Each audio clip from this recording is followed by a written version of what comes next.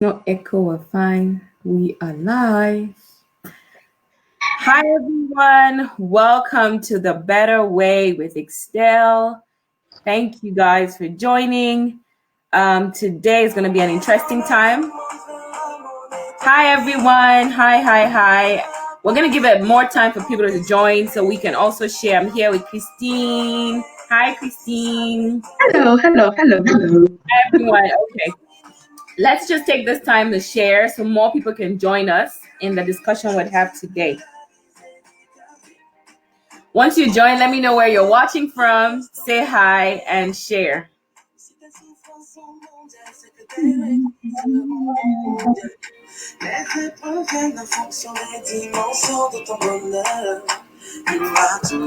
Hey everyone, say hi, let me know where you're watching from so I can say hello to you. We're gonna give it a few minutes for everyone to join and we'll get started.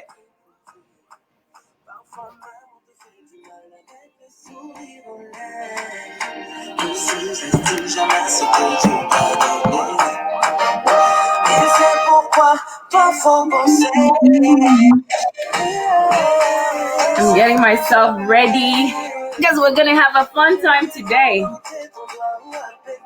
Welcome everyone if you're joining us today. This is the Better Way with Igxtelle, a discussion on Light in the Dark movie, The Enemy Within.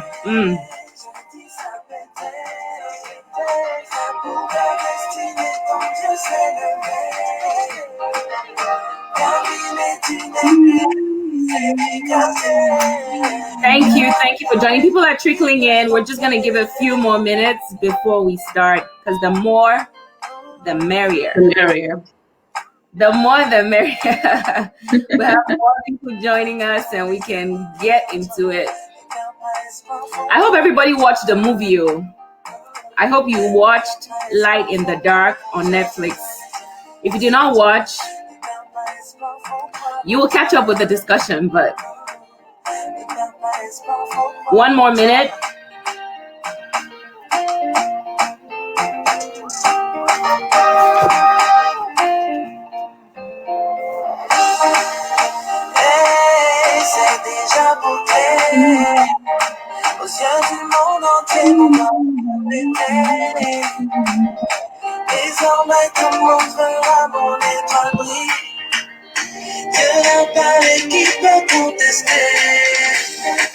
And for those who watched, if you would like to come online and share your view, please let me know by sending me a message on Facebook. If you would want to come, at the end, we're going to have a Q&A or, a time when people can express their own viewpoints. So please let me know early so we can send you the link. That way you can come on and share your perspective. All right.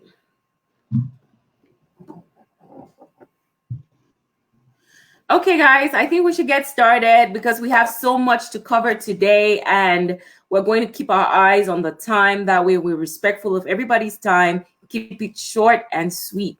Welcome today. There's a movie for us to discuss. The title is Light in the Dark, and we're talking about the enemy within.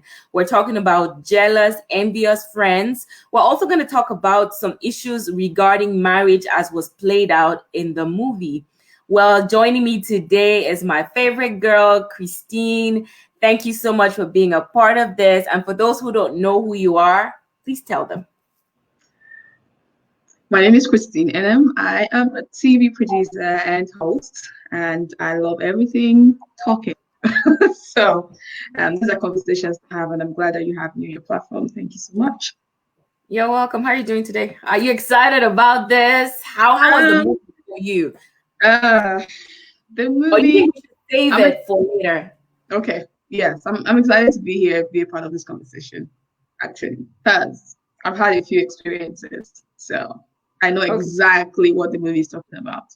Okay, we'll get into it. Hi, Olufumbi. Thank you so much for joining us.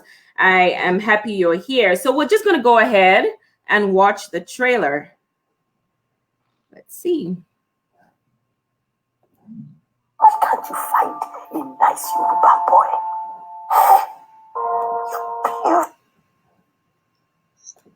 Why can't you find a nice Yoruba boy? You're beautiful. I love you. I will stand with you. I will protect you. Let's celebrate East meeting West. What are you doing? You can't be serious, Emeka. Your mom doesn't like me. Only God knows what she would have done to me if I didn't have a dizzy. I just want this over and done with. Don't tell me about her, Tope.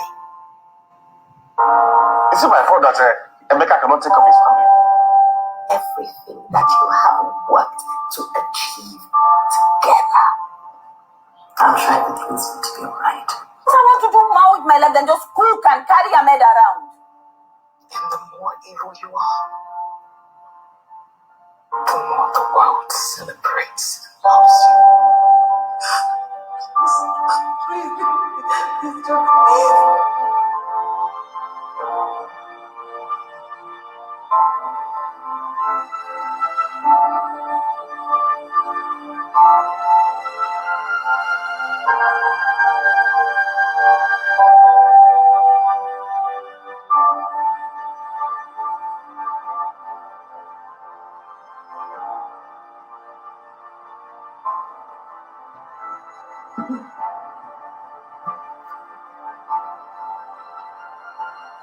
Even the ones who are brave enough to talk, nothing happens. Over my dead body, I never let it happen. Never. I did everything to make sure it never happened. The world isn't beautiful. It is dark and evil.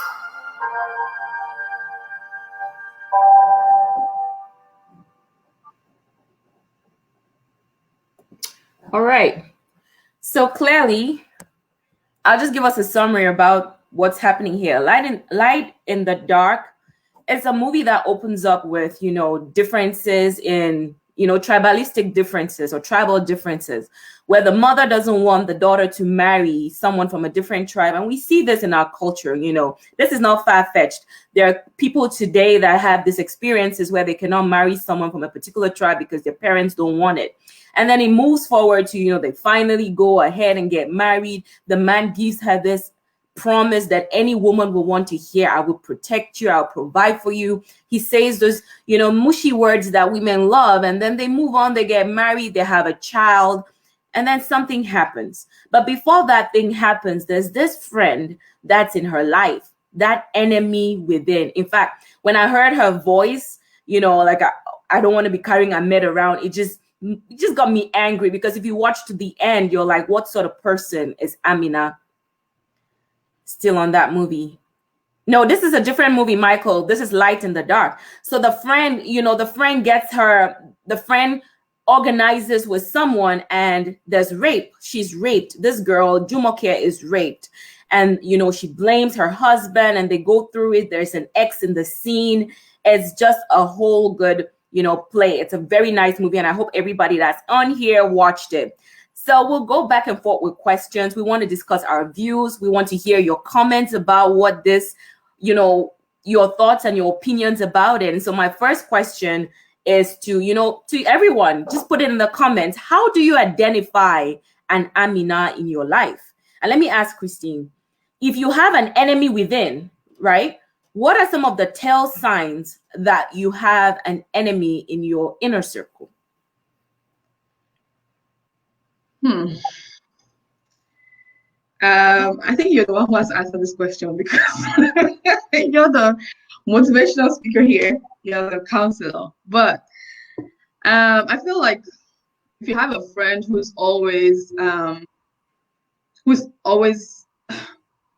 happy about your... Let me rephrase it, right? Okay. What were some of the signs that Jumoke should have known that Amina was an enemy? Okay, when Amina said, lucky you all, mommy is so rich. Mommy has such a big house. I wish my parents were rich like that, where life would just be easy for me. When you have people are born different, right? People are born into different circumstances. So if you have a friend who's privileged and you're not as privileged as your friend is, the fact that, people who react to when she said that statement, I was like, why would she even say something like that? That's your friend. Why would you say something like that? Automatically, it means that you're not happy with where you are. So there's discontentment. The fact that you voiced it out, the fact that you're saying it in that manner, it already means that you're looking at your friend. You're jealous of your friend because it's like, I wish that my parents were like that or my mom was like that. Well, your parents are not like that. So let me play the devil's advocate here, right? We wish for things that our friends have. That does not necessarily mean that because you wish, you are an enemy with them. The way she said it is the way she said it is different. The way it's not about what you say most times, it's how you say it. It's in the how. The way she said it. Then when Jumoke was even trying to tell her that no, life is not as rosy as it seems, mommy is just comfortable, she was like, that's what you say.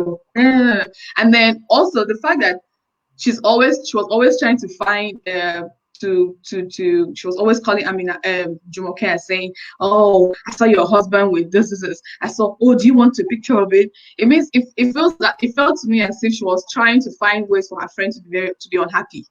To see like, oh, so if you have a friend, I feel like if you have a friend who is always there are ways to it. If you see that your friend's husband is cheating or boyfriend is cheating or something, there is a way you will talk about, there's a way you will say it that will not come across as if you're trying to, cause pain. Right. Because even when Jumoke was like, no, I don't think I want to, let's just leave it. She just kept pressing. Yes, okay, I sent you the picture. Have you seen it? So it feels as if you want me to be sad at all costs. Right. Yeah, so, for me, the way I look at it, right, before it gets to the point where it's full blown and she has already, did a plot to have this friend of hers raped, there had to have been signs before then. And that's why we're having this discussion, because we can never be islands, right? We're always going to have friends. We're always going to, build those relationships. But we have to be conscious of when things start getting sour. When you have a friend, I don't think you know. I don't think there's a way to know. I don't think there's a way to know that somebody is unhappy with you or somebody is jealous of you. I don't think there's a way to know, to be honest, because if you're in a friendship and you're too careful, then why are you even in the friendship? If you have to be too cautious, if you have to be looking with touch to look for signs, I'm trying to see if this person is jealous of me or this. But if you're friends, then you believe that you're friends because you mutually love each other, you're looking out for each other. That's what friendship is about. So I don't think that there's a way to know for sure that somebody is, until they do the thing that they do. That's when you'd be like, wow, I missed it. Because really, there's no way to know. For me, if you ask me, I don't think that there's a way for you to know that somebody doesn't like you. I kind of look at it differently, because sometimes, right, if you're waiting for that thing to happen for you to know, it might not be rape, it might be death. Because but how would you know that? And that's what we're talking about. How would you know that a particular friend has this kind of intentions towards you, or looks at you this way, or doesn't like you like that? It's not this. I don't think that there's a way to know. If somebody's your friend and you consider them your friend, right? I don't think that there's a way to know that they don't like you like that. For me, this is why we're talking about the tell signs, and I want everyone to chip in, right? Those who have had these experiences, put it in. When you get into a relationship with someone, whether it's a boyfriend or a girlfriend, it never goes from 0 to 100 all of a sudden. You guys build. And as you're building, you're getting to know the type of person you're in a relationship with. You don't immediately start trusting with every detail of your life. You get to understand what your friend likes and what your friend doesn't like. You get to understand what you guys do. Girl, let me get to it. You get to understand what your friend is all about, right? But when you start seeing things like, my friend does not like to talk about anything else but herself, that's a tell sign. I'm not saying that she's the enemy within, but definitely your antenna should be, this is something. When you have a friend that continues to compare with you, it is something. When you have a friend that will go at any length to get what you have for the mere reason that you have it, that is something. When you have somebody that will not hold privy, or when you tell her something, you cannot be rest assured, or tell him something, you cannot be rest assured that they will keep it to themselves. That's a sign. You cannot afford to wait for the enemy to strike before you know that. But that's why I'm saying that, well, okay, maybe as adults, yeah, maybe it's possible to see the signs as adults, but you just miss it. But I've had situations in my life twice that my good friends betrayed me. I'm not going to go into the long story, but it wasn't just a situation where I just met this girl and we just became friends. No, it was a long term. One of them was my childhood friend. Like, we grew up together. So she was my sister. And then the day that she did what she did to me, I was so shocked because I did not see it coming. I didn't see it coming. I did not understand where it was coming from. It just happened. To me, it just happened. But yeah, it happened a long time ago. We were kids, we were younger. So maybe I had missed the sign. Maybe if it was now, I'll be able to see that, oh, this is happening, or she's not happy with this, or she's reacting differently. But at that time, I was young, and I'm such a carefree spirit. I'm a free-spirited person, so I usually just take everybody as they come. I don't usually start to look for things. I'm just like, how you treat me is how I treat you, But over time, I have come to realize that yes, you cannot just embrace people like that. You have to also watch out for these signs, and then vet everybody who comes into your life. So, which is something that I've done, and I have one or two friends that I know that if that kind of thing ever has to happen, then I would tell you that honestly, I did not see it coming, because I feel like at this point in my life, I have been able to vet the people who are in my life and who I call friends, and I know that they are my friends, right? So, and that says that sometimes the signs are there. They do it to other people. I think so. Benjamina says, Christy, I think the signs were there, but you ignored it. Okay. Or you did not, So let's move it a little forward. Let's take it. Okay. So, true or false? This is a statement. And to everyone who is watching, all the people online, true or false? You cannot be friends with someone who wants your life. Is it a true or a false for you? You cannot be friends with someone who wants your life. You can't be friends with someone who wants your life. True, actually, because people's lives are different, right? People's journeys are different. So if you have a friend who wants everything that you have, or who wants the kind of life you have, who wants your life, then I don't think that you should be friends.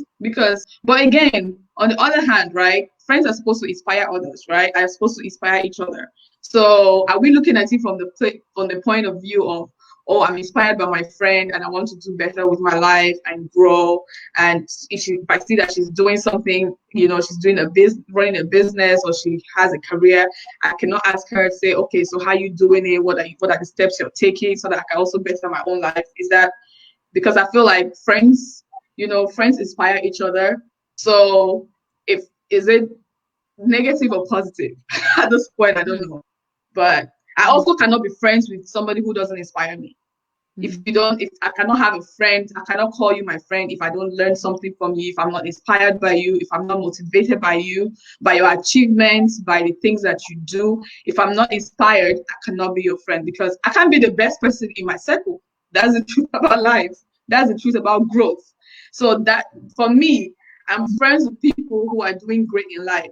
Do I want their exact life? No. But do I want to grow my life to where they are? Yes. But, for me, like everyone is saying in the comment section, it's true. I would say you cannot be friends with someone who wants your life. True. And this is my stance about it.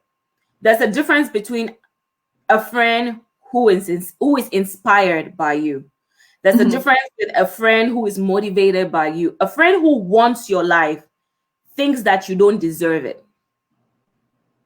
A friend who wants your life thinks that you don't deserve that life. In fact, they believe that they are more deserving. of the Your life life. that you have. They believe that, they should be in a better place, or why you?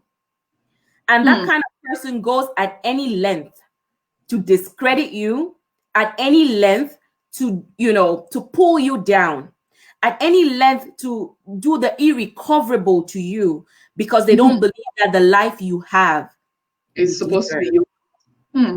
And there's so many instances of people who have lost so much because they have friends that don't think that they deserve. Like, you buy a car and they're like, car don't cheap. That's somebody who doesn't think that they don't think. But how will you even be friends with somebody like that? First of all, what is friendship?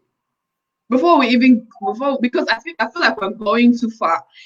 What is friendship? Who is your friend? How do you consider somebody your friend? Those are the questions that we should answer in the beginning before we even get to. Because why would you have a friend who when you buy a car or you buy something nice and she say, "Hey, car don't cheap," or "Hey, house don't cheap," or "Man they buy motor now, so or man they buy car," or "Man they buy house."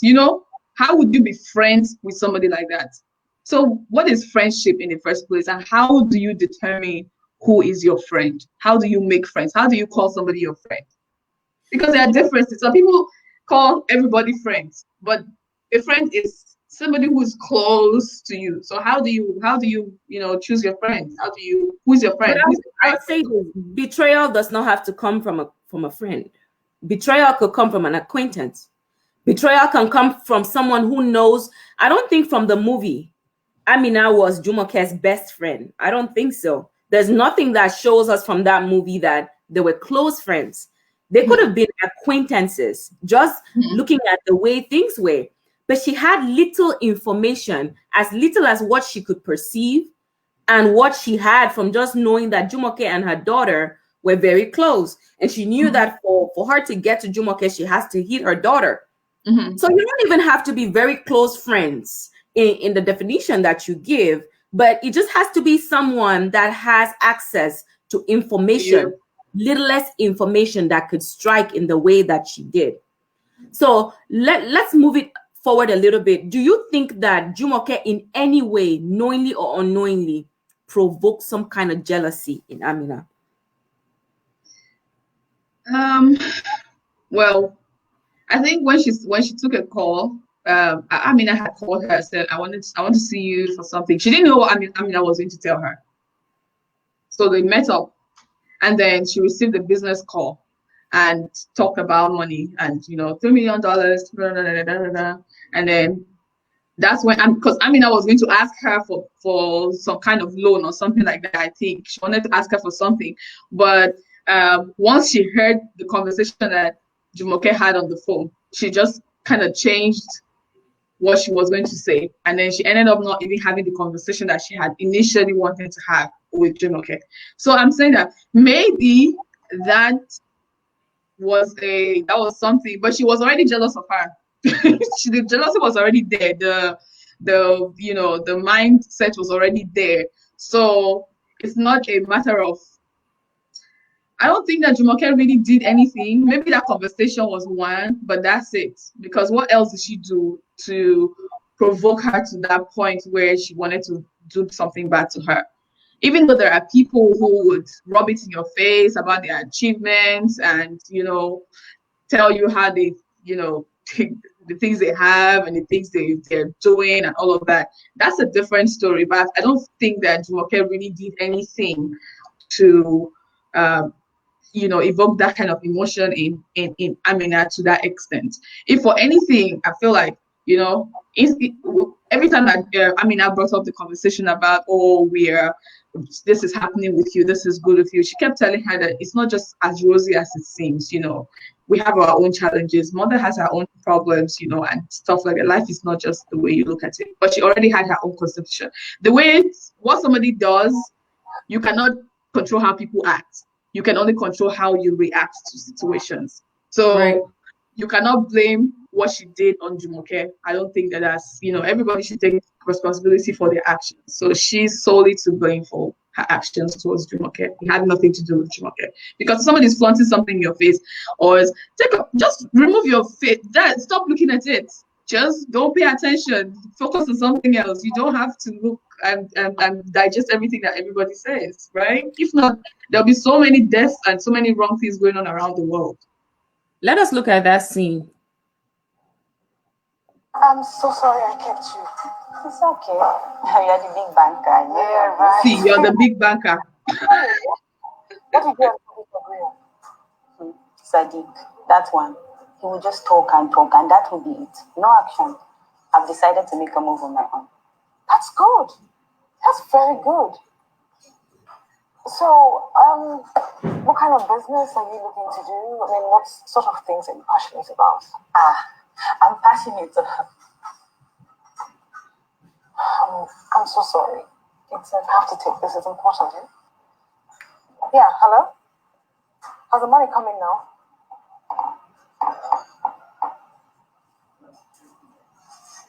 But you said we would have a bank guarantee to cover the $3 million.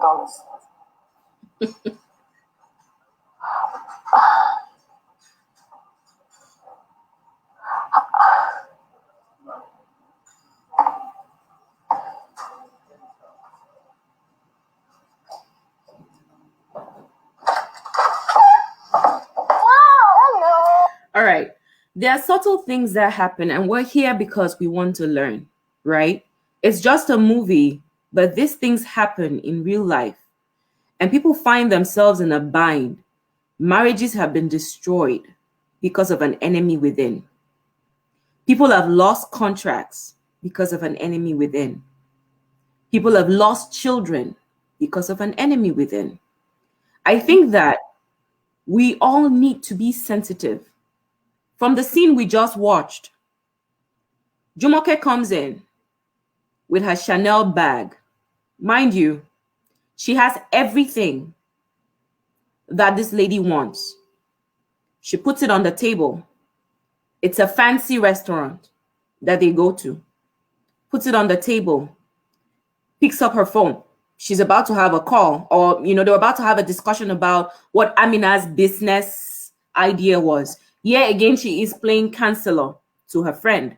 And then she has this call and she begins to discuss, her friend can see how far off in comparison to her. While this is just a movie, the point here is, I think that as a friend, you should be sensitive to the place that your friend is in, your acquaintance or anybody. It doesn't even have to be a close friend. Before you are out there putting your life and your business, I think you need to be sensitive that Jumoke could have been sensitive to the fact that her friend is she wants to start a business idea on her own. That $3 million phone call, I will not even be comfortable having that call in front of someone who is telling me that she's struggling to get a business. My take. What do you think? It was a work call, so it was a business call. So we're here to talk about your business. So she wasn't supposed to take her own business call because, or you wanted, okay, maybe you wanted her to excuse herself. But if she had excused herself, then I would have felt, oh, so I'm not good enough for you to sit down here with me and have a conversation about your business, because you feel like you can't please somebody who is already mad at you. There'll always be something that everything you do always rub off wrongly. So if you have Jumoke wanted to listen, Jumoke was ready to listen. If you have a friend that keeps rubbing their goodwill, what will be your approach? If you have a friend who keeps on telling you how good their life is, and I want you to think about it not just from a narrow perspective, but broadly. Mm-hmm. What do? Do you call your friend out and tell them, this thing you're doing reminds me of where I'm not? Or would you just keep away from that friend? First of all, I don't see it as rubbing it in my face. I don't see it as rubbing it in your face. But yeah, like you say, there's better ways, more sensitive ways to handle it. If I don't know. Because I think is different perspectives or different situations. Maybe if you're in that situation at that time, where everything is going wrong, or you're trying to get your feet up from the ground, and but I've been, let me use myself first as an example. Even in times when I've been at my lowest, when I've been really down and out, I don't think that I've felt jealous of. I don't think that that's how I'll interpret any information that my friend gives me. Because first of all, the friends that I have in my life are people who who trust me, who we're growing together, we go through things in life together. So one person's battle is our battle. Like, we can always share our pains and we can share our gains. When something bad is happening with us, we talk about it, we go through it, we grow through it, and then when things are good, we share it. You can't only be sharing the bad things. You can't always, you can't only share the pain. If you cannot, feel free to share the good stuff with your friends as well. So that's why I'm saying that. How do you choose your friends? Who is your friend? Who do you call your friend? It's not everybody that you will just meet and start telling all your blessings. No. The people that you are comfortable enough or you trust enough to share your blessings with, I don't think that there'll be a reason for you to want to code it or want to hide it, that kind of thing. Let me say this, so from a personal matter for me, even with my friends, even with my inner circle, I am extremely sensitive. Yeah. I do not share every blessing with my inner circle, especially knowing the people that don't have what I have. Because sometimes we might be blinded to think, oh, it's my friend. She's happy for me.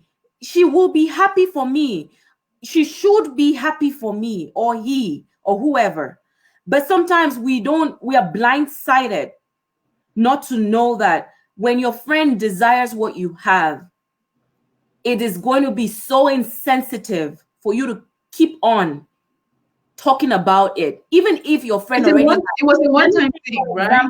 No, this is just the movie. We're not just focusing on the movie alone. We're talking about life lessons that proceed, past the movie. You have a friend who keeps saying, oh, my husband did this for me. My husband bought me this. And we do it because social media has brought about this era where everybody wants to say what's going good for them. And it's almost as though if you're not saying something, something is not happening. And so you have people formulating things, buying themselves gifts on Valentine's Day because they're trying to prove a point that they too are loved, but just because they want to show that they too are somewhere. If you have a friend that provokes that thing in you, where you feel like you also need a story to tell because she's always all about her story, my advice is that you pull away. Nobody should trigger your insecurity to a point where you are moving from envy to acting out jealousy. That's why that's why I agree with you. That's why I said that how people behave, people's actions, you cannot control people's actions. You can only control your reaction towards other people's actions, right? So if somebody is provoking that kind of insecurity or that kind of, deadly desire or whatever it is in you, that kind of anger in you, or, then just, then you have to actually withdraw from the person and save yourself the headache and the pain of seeing them flourish while you're not. And then work on yourself to get to the point where you want to be in life. But I just feel like, you cannot control how people react.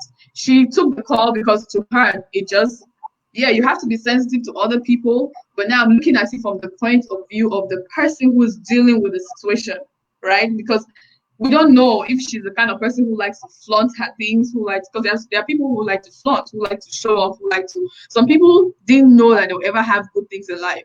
So when they eventually attain that position in life, they're so overwhelmed with themselves and they just always want to flaunt it. You also cannot blame them because everybody reacts to things differently. But you who is on the receiving end, you have to control how you feel or how you react towards other people. So instead of listening to the call or taking whatever information that the person has shared or whatever you're seeing that's happening to the person and looking at it badly, why don't you just excuse yourself from the situation, or just restructure your mindset to not dwell on other people's achievements and focus on yourself. That's the angle that I'm looking at it from, because people deal with these things, but you have to control your own yourself, and your own thoughts and your own reaction towards other people, because you cannot control other people's reaction. Before we get into the discussion on marriage, also another thing that really stood out, in the movie, that it didn't really happen in the movie, but it got me thinking, what are some of the tell signs? If you have a friend who is always about themselves, when you guys get together, the 10 minutes that you're talking, 9.5 is about them. Yeah, that's not a good friend. I did that. I bought this. I did this. A person who is all about themselves is most likely to say that people are jealous of them. People who are all about what they have, and maybe you're watching today and that is you.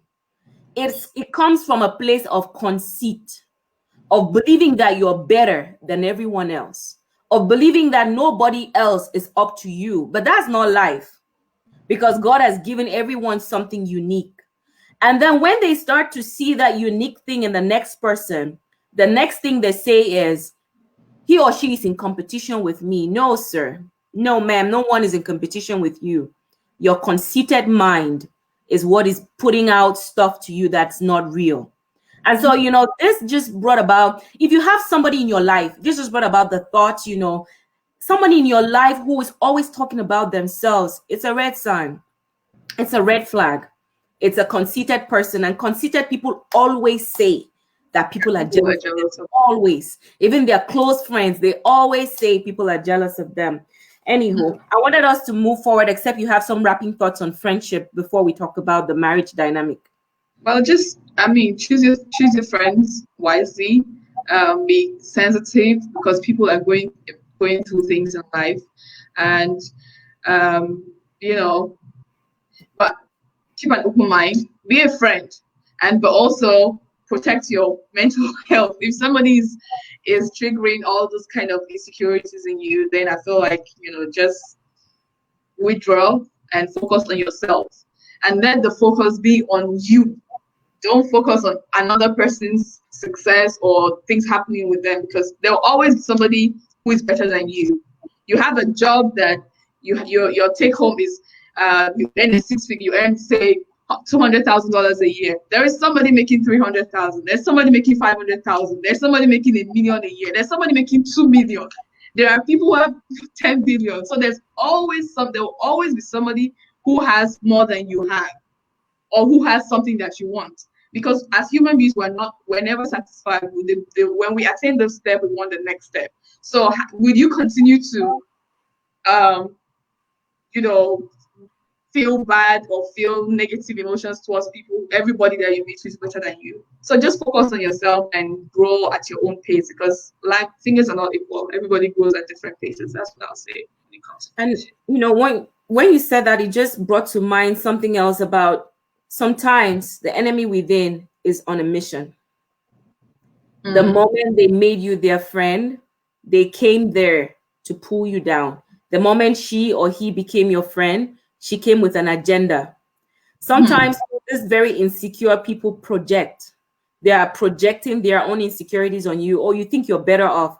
They just feel bad about themselves, So there are people that come particularly into your life with a mission to pull you down. They come looking like a good friend. They come looking like a good cousin. They come looking like a good auntie, uncle, and they're there to wreak havoc. Anyway, let's move into marriage. So we see that Jumoke's in-law, her mother-in-law, did not like her at all. And she had a way of really showing it. But what was the other girl's name? I forget, but her real name is Bimbo. Okay, let's just call her Bimbo, because I've forgotten her name too. Yes. Bimbo was strong on the fact that Emeka's mother loved her.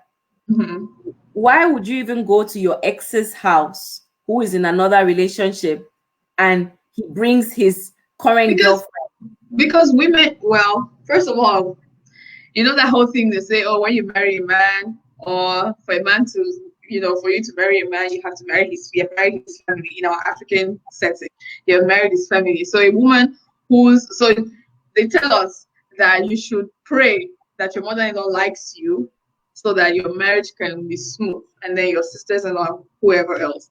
And then when you come to the situation where now the relationship didn't work out, but you still hold on to the thought that, okay, because his mother likes me, I'm sure she'll be able to influence her son to, come back to me, and let's make this thing happen. So she just hangs around. That's the thing about friendship, staying friends with your ex. There's the person who holds on to the friendship, right? It's okay to be cordial. I mean, I'm all for let's forgive and forget, move on. It didn't work out. We don't have to be enemies. Even though in my books, for me, once we're done, we're done. But some people stay friends with their exes. It's fine. We have to draw the line. Don't be friends in such a way that you're friends, like you can talk about everything. You still have inside jokes. You're still going to his mother's house, or you're still doing that, all of those kind of things. Because at the end of the day, the person that you want to be with has refused to move on with you.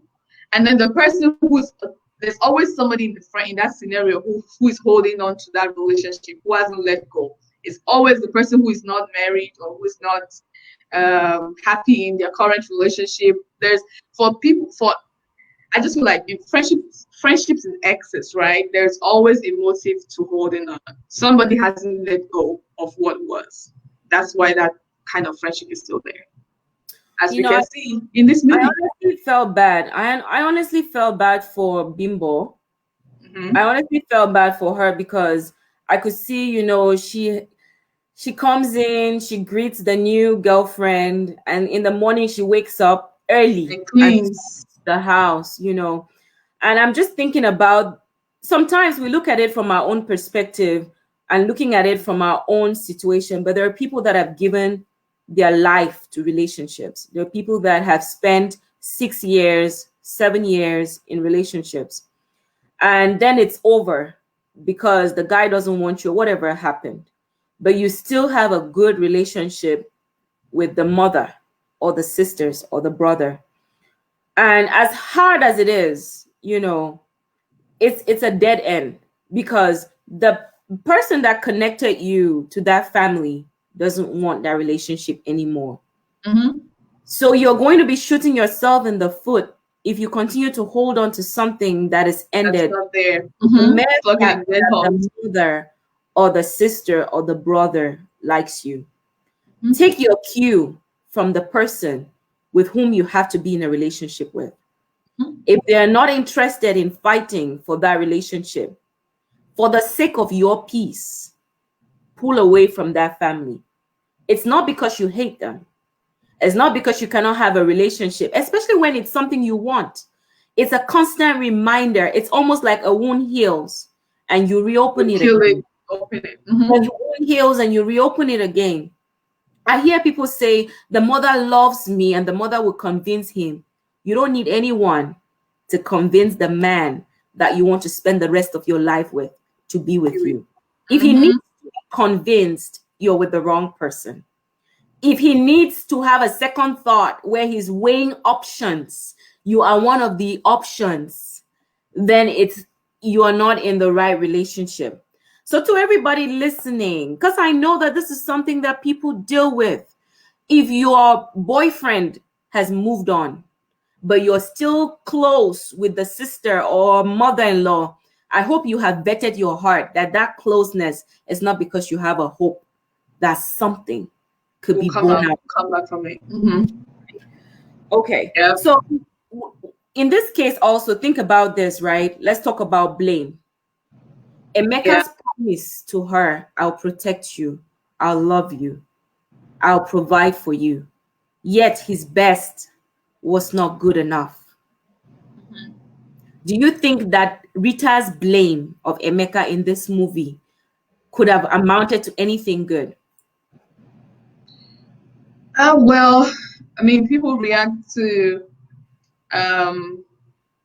situations differently.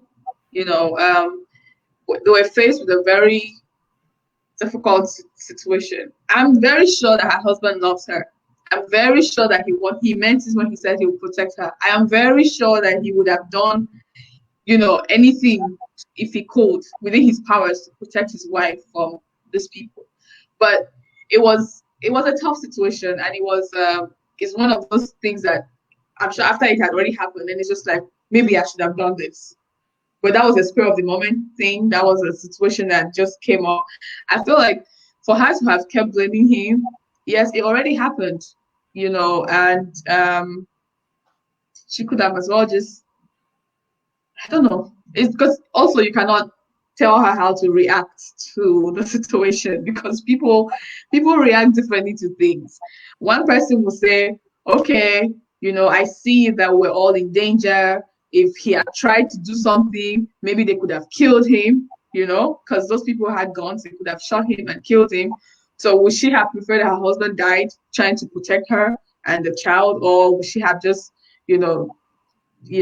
allowed it happen and then find a way for them to move on from the situation? Because it could have gone two ways. He will try to protect you and then they'll kill him, and then you end up with no husband who died trying to protect you, and then she'll have to live with that guilt for the rest of her life, like, oh, my husband died because he was trying to protect me.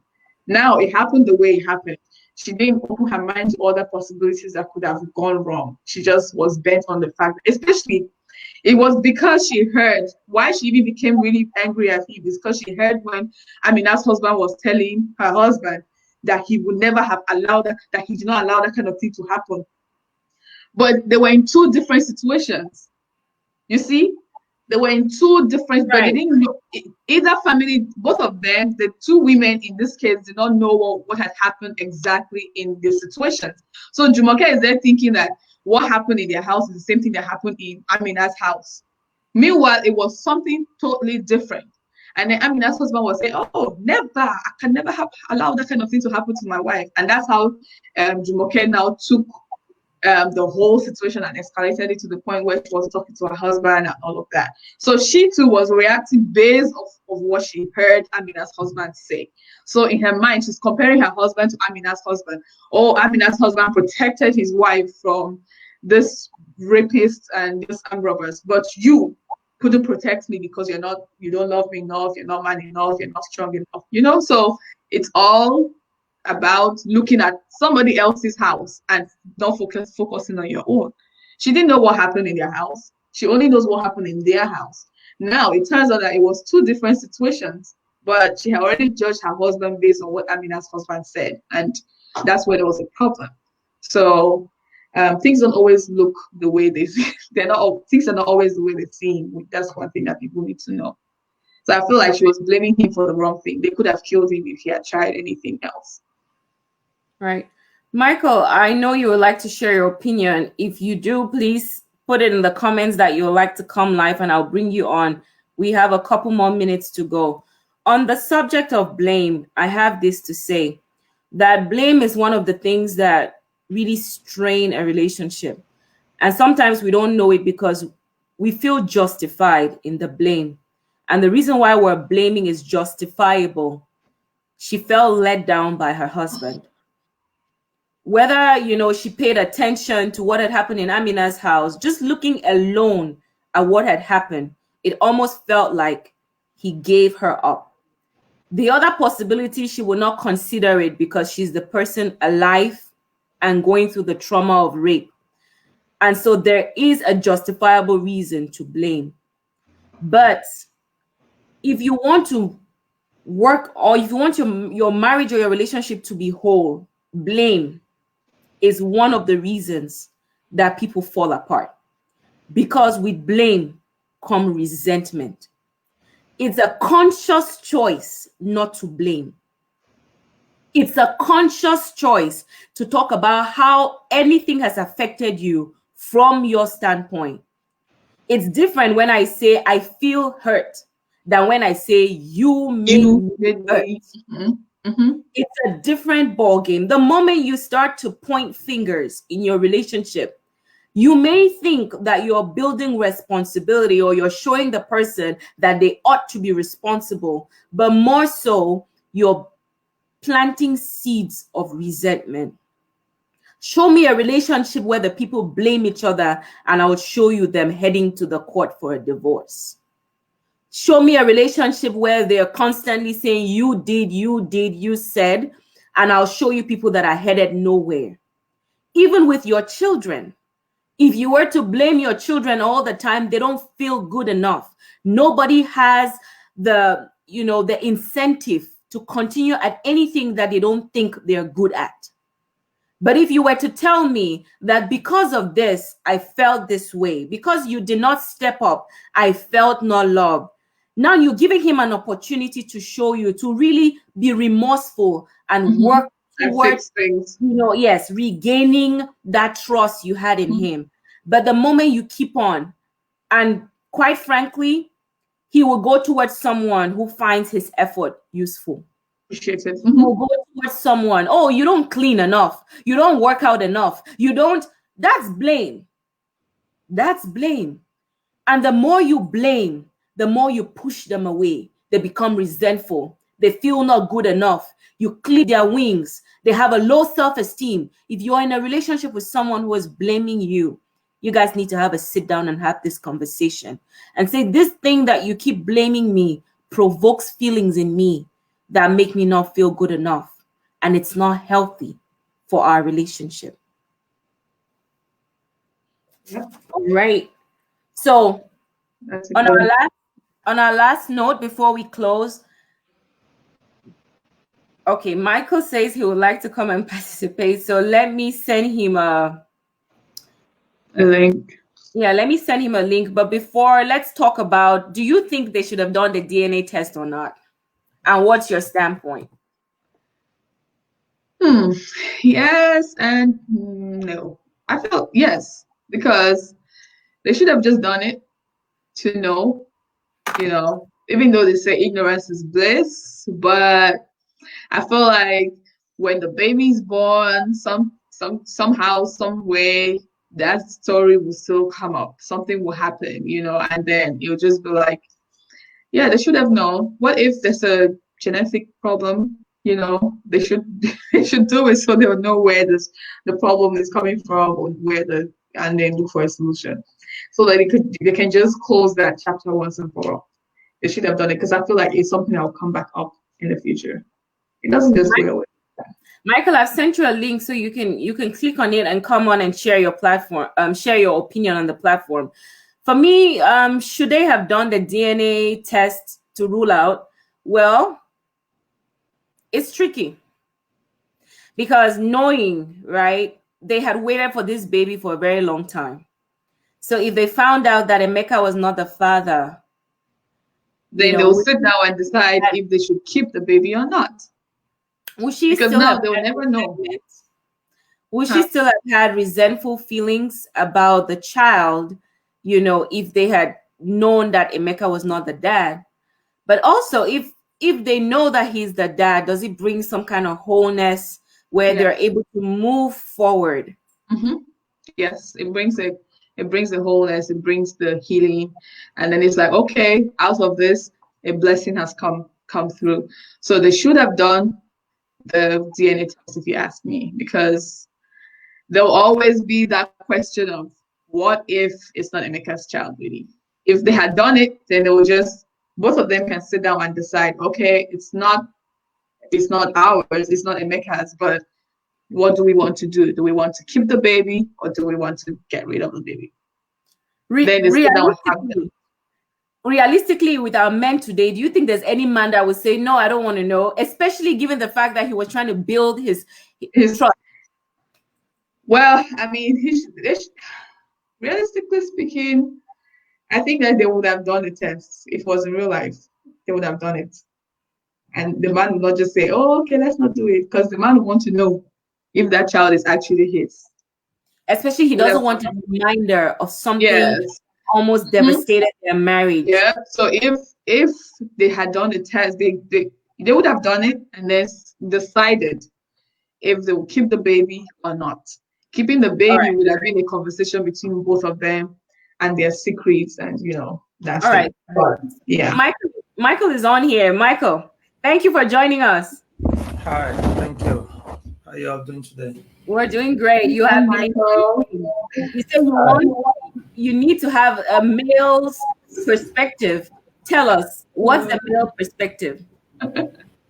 Hi, Krystn. Hi, Igxtelle. I know it's whenever there is an issue. Yes, the woman has to be protected, and the women We are. can't see you. Like we're seeing you from the side. You might need to face your camera so we can see you full. Okay. My laptop is on the other way, so I'm in my studio. I'm trying to do some work. So Okay. yeah. So I'm trying to. I know that is not easy, especially when we know that women are they are the birth, they are the birth of the world. When I say the world, it means that that those that bring forth, uh, bring forth the man, bring forth the women that we have um, today. When I haven't watched the movie, I try to watch just just a trailer Mm-hmm. to get a perspective of what it is. I might watch it later on when I'm done from here.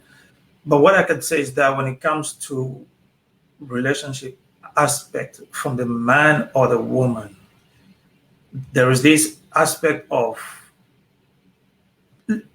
let's take for example, we all know where we are coming from, and we know the society where we live, and we are coming, if we, those of us who are coming from a background that is like from down there, and we come here to the US, and we come and make it, and we start to blow it off in the social media. So social media says a lot of things. Right. What you are not in reality, social media can make you be. Mm. So we should be very, very careful on whatever we see out there on the social And media. Yeah. Same, same as the movies that we watch. We all know when I was back in my secondary school, in the boarding school, I went into a mixed a boarding school. Girlfriends, boyfriends.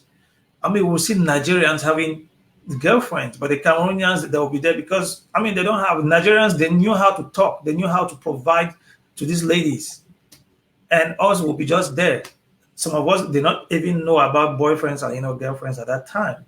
But these guys that would do all the all the cabin biscuits, all the chocolates and so forth, they would just let me ask you a question. If yeah. if your mother-in-law does not love your wife, or no, not your mother-in-law, if your Mother. mother doesn't love your wife, at what point in time do you step in and say, "Mom, enough of this. You're belittling the woman I love"? Do you think From the Emeka? beginning. Well, you did not watch the movie, but the Yeah. mother kept on belittling the wife. Give me a son. Don't put my son in this. You are the one supposed to give me. Do you think the man should step in and tell the mom? From the No, beginning, no. I did that from the beginning. Tell us Yeah. about your experience. I stayed for about 3 months. I couldn't talk to my mom. How did Yeah. that help? Well, 2010, I left in Cameroon. My younger brother got married before me. I think when I was in Kenya, we used to converse. We used to chat. I didn't, one of those things that I don't like is the push into something. Yeah, Mm-hmm. when you push me into something, and I get there, I feel as if I'm not myself. Mm-hmm. If I want to do something, let me do it wholeheartedly. That okay, I'm the one. If it fails, I know that I've failed Build on your own badly. accord. Mm-hmm. Yeah. So when I got married, my mom was like trying to lecture me about marriage here and there. Which is good. Give me the advice, but don't tell me do this, do that, do this, do that. No, I said this is not gonna happen. He said, okay, no, we don't reach America now. You don't start. I said yes. For 3 months, we did not talk, nothing at all. I stayed quiet. So my wife was the one who was like trying to say, no, you need to reach her, you need to reach her. I said, well, when she feels that has to reach me, fine. This is my family. Mm-hmm. She comes at the other end of it. I can do and I cannot do. It is my decision. It is not hers. It's not hers. So my priority now is based here. It is not there. Okay. Yeah, she So she she, she, she still remains my responsibility, but that's Yeah. not Your a number one yeah, priority. yes. let me ask you a second question before we run out of time. What do you think about having your close friend, an ex, as your friend, even as you're married? So would you still have your ex? There's nothing to it. You guys are just good friends from a man's perspective. From the man's perspective, the man is always carried by view, by sight. Are you talking about yourself? Are you talking for all men? All men, no matter who you are. Mm-hmm. Yeah, I agree. I have I have a big daughter out there back in Cameroon. But whenever I'm going to see her in her place where she lives, because she lives with the mom, I'm going there with a friend. Even though the mom is married, I'm going there with a friend. Yeah, the last time I had to go there with my mother-in-law.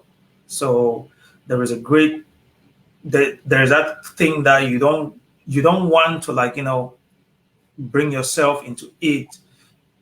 You want to give you want to give yourself like, like a shelf, be inside an egg. Whenever you are talking, you know that okay, someone is there, try to, like, help you out. Avoid Yeah, temptation. yeah, Mhm. yeah.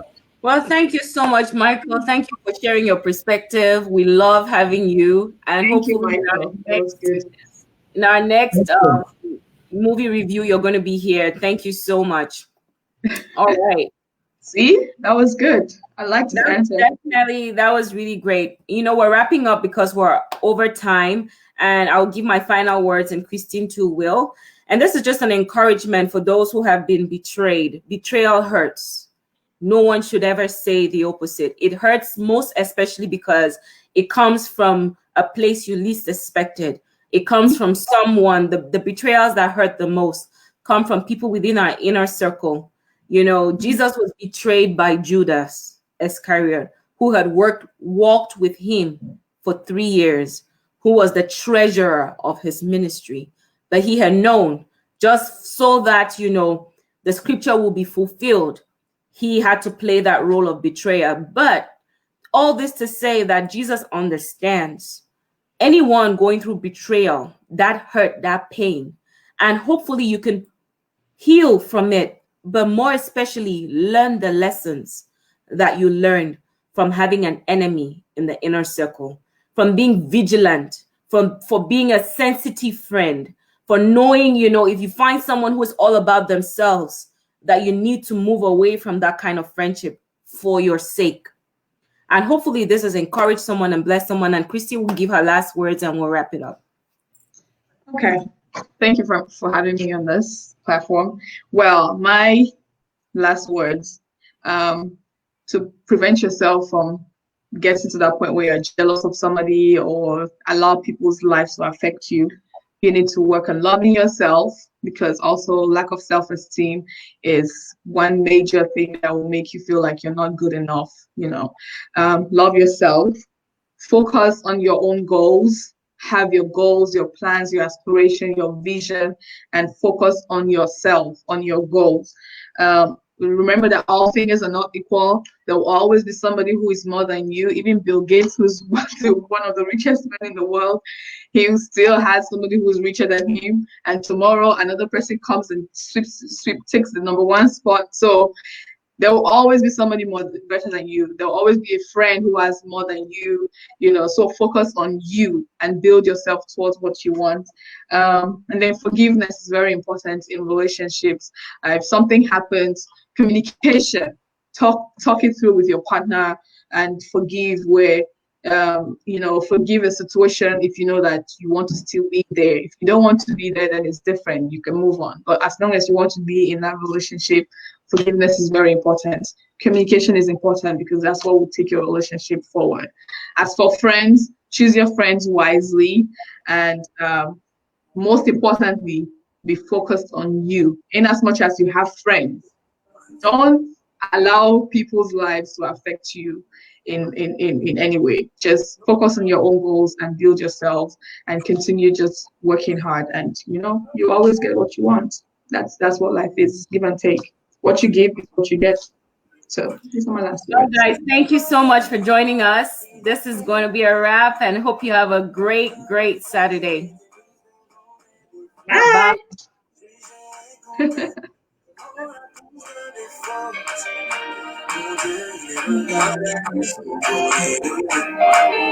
Il y a des stops, tout doit changer.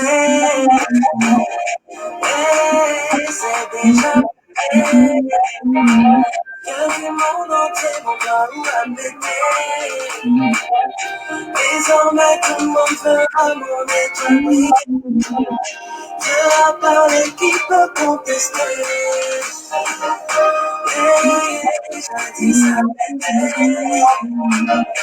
All right, guys, have a great Saturday.